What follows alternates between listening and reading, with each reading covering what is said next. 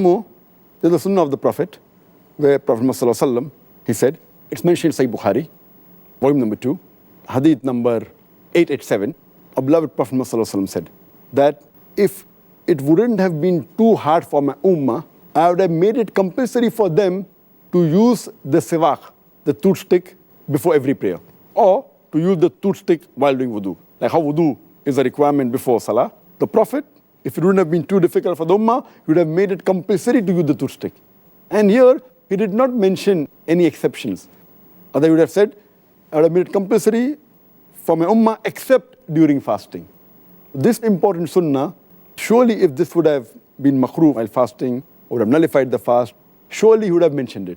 So this proves that this is an important sunnah which Muslims should continue doing, even during the month of Ramadan. Even while fasting, it will not nullify their fast. It's not makruh, in fact, it is mustahab. It's encouraged.